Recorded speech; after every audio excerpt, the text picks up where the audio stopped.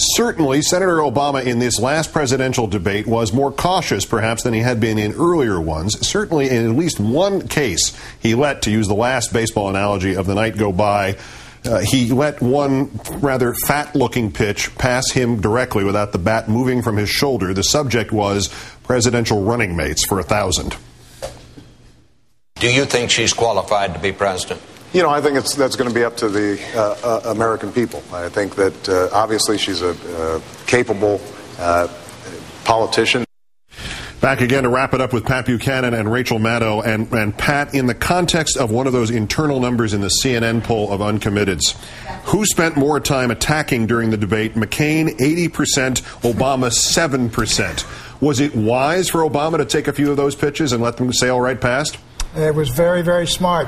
With Sarah Palin, let it go right by, strike right across the plate. Mm-hmm. He doesn't want a headline tomorrow morning, Barack Obama rips Sarah Palin, then have Sarah Palin on TV tomorrow night ripping Obama.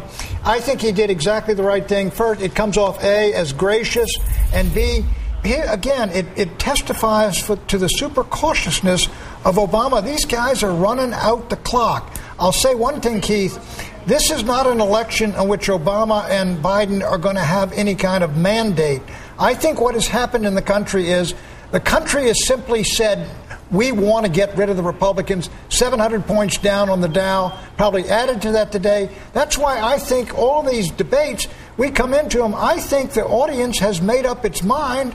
They don't want the Republican, and the undecided are saying, Obama still hasn't closed the sale with us, and I think he intends to ride right in there and not close the sale, but be elected president of the United States. Rachel, have you seen anything in the numbers that supports Pat's conclusion about him not closing the deal with independents and uncommitted voters? No. I disagree with that on this one. I mean, I think that if you look at the overall scope of this presidential debate, you don't get the sort of explosive, massive growth in Democratic voter registration because people have decided they don't like Republicans. There is enthusiasm for Obama and Biden, and we don't exactly know how that's going to play out on November 4th, but there is something positive about, particularly about Senator Obama, that is more than just he's not George W. Bush. On the issue of Sarah Palin, very interesting internal numbers in the LA Times poll that came out today. And it did get as much attention as the New York Times poll.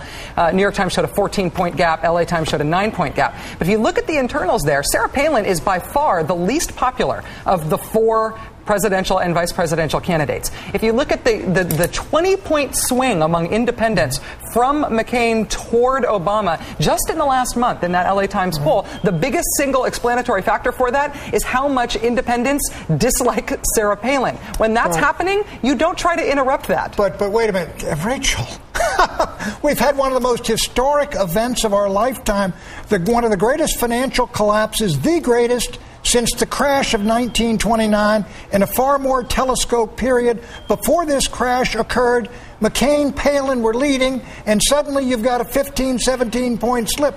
That's not because of an interview with Katie Couric. It's not because of an interview with Katie Couric. It's because of the entirety of her candidacy. Right now, what's happened with that big seismic shift that we've had, what's happened is that people want to feel like the people who are going to be in the White House are going to be experienced and capable. And that was the problem with Sarah Palin as a choice. She was the wrong choice at the wrong time. She's compounded the problems for You McCain. mean, look, Biden and Obama, what have they done in 4 weeks to convince people they're suddenly far more competent and able and people are enthusiastic about them? In the last 4 weeks, when they were 2 points behind, they've done absolutely nothing. What we've had is a crash. But had it not been for this crash, this would be a dead-even election, and I think Obama would be in trouble for the simple reason that he looks like he's getting overly cautious, and he really is not responding to anything. Frankly, he's doing what Nixon did in the last month of 1968.